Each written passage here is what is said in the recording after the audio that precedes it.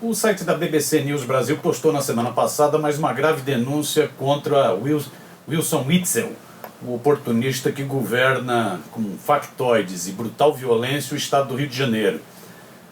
Segundo a reportagem de Matheus Magenta, aspas, a dissertação de mestrado defendida pelo então juiz federal, hoje governador pelo PSC, tem ao menos 63 parágrafos copiados de trabalhos publicados por outros 6 autores, incluindo um artigo inteiro e a íntegra de um capítulo de outro texto.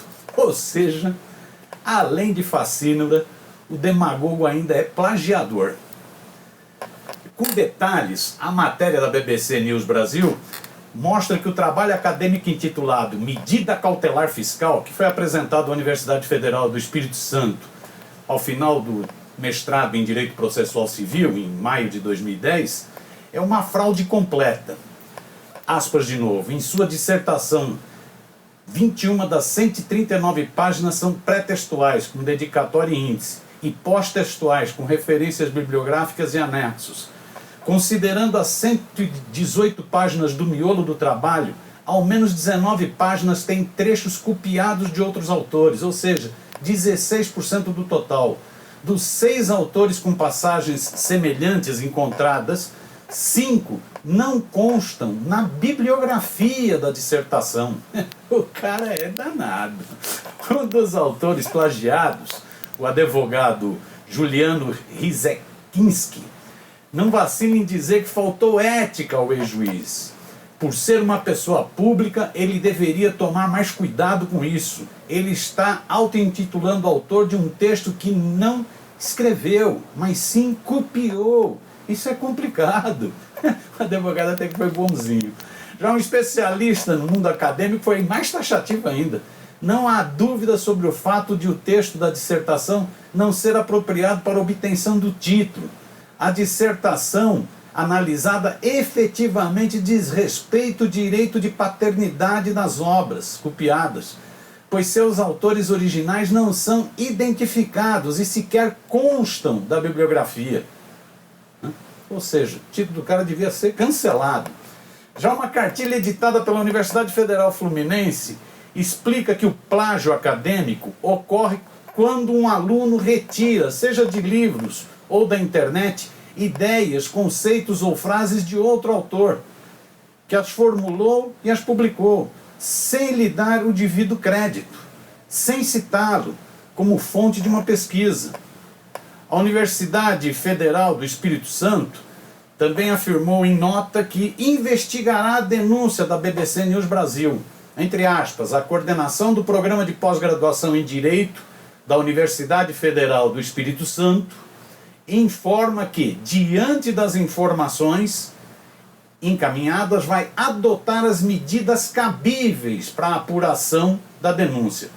O Witzel devia ter cancelado essa tese.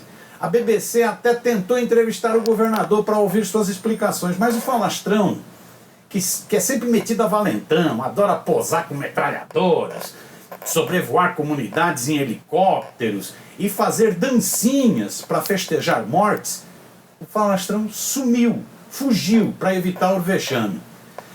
Vale dizer que esse não é o primeiro questionamento da formação acadêmica do Witzel. Em maio desse ano, o jornal O Globo revelou que o governador colocou em seu currículo um doutorado em andamento em ciência política na Universidade Federal Fluminense, com intercâmbio na Universidade de Harvard, nos Estados Unidos. Só que isso era falso.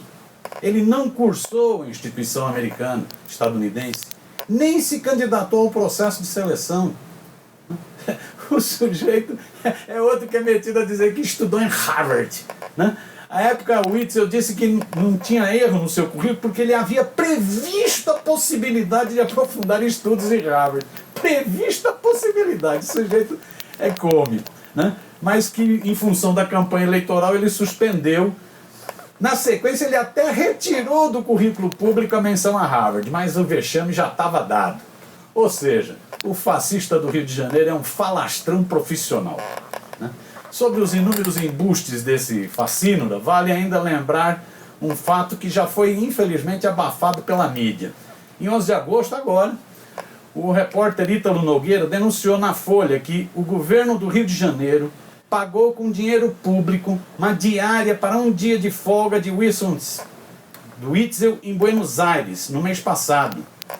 Ele recebeu indevidamente R$ 1.128 pelo fim de semana que passou sem compromissos oficiais na capital argentina.